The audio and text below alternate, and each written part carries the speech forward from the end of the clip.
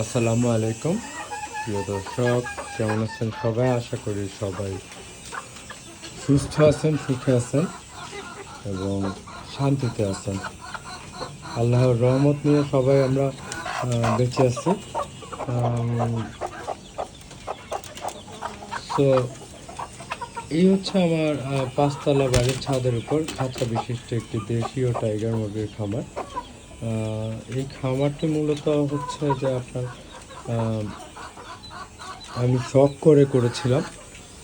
এই যে আপনার সাদা টাইগার মোরগ আমার এর বাবা ছিল, ওই আপনার ওরই ব্রিডিংয়ের মোরগ, সবগুলোরই মোরগ মুরগি আছে আমার কাছে এখন আপাতত। এই মুরগিগুলো এগুলো সব আমার এই খামারেই হয়েছে।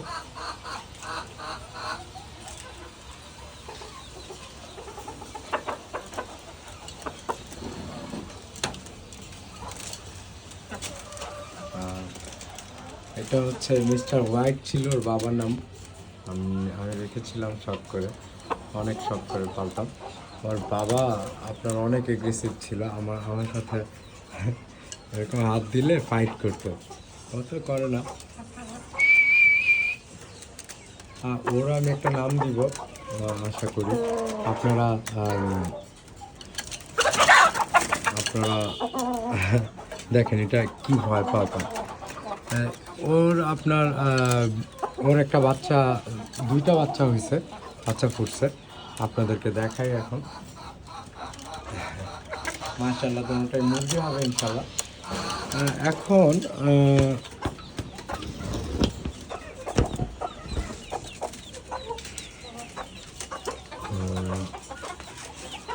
এই যে ওর বাচ্চাগুলো দেখেন, এরা ডিম পাড়া শুরু করছে, এখন প্রতিদিন একটা করে ডিম পাড়তেছে।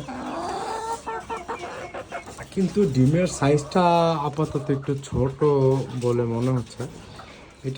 এগুলো মনে হয় আপনার প্রথমবার পারতেছে ডিম, তার কারণে একটু ছোট সাইজ। কিন্তু আপনাকে এটার আবার ঝুটি হয়েছে মার্শাল্লাহ, দেখেন এটা মাথাটা দেখেন। কিন্তু এগুলো অনেক এগ্রেসিভ, অনেক অনেক ছোটাছুটি করে, বুঝছেন? মার্শাল্লাহ মার্শাল্লাহ।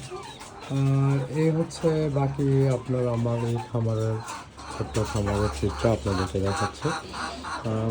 এখানে আমার এই কাকাতো আছে একটা পাখি। হ্যালো কাকাতুয়া, হ্যাঁ হ্যাঁ, কি খবর? ও এই পাখিগুলো আপনার আমার মনে হয় যেগুলো অনেক কম খাবার খায়,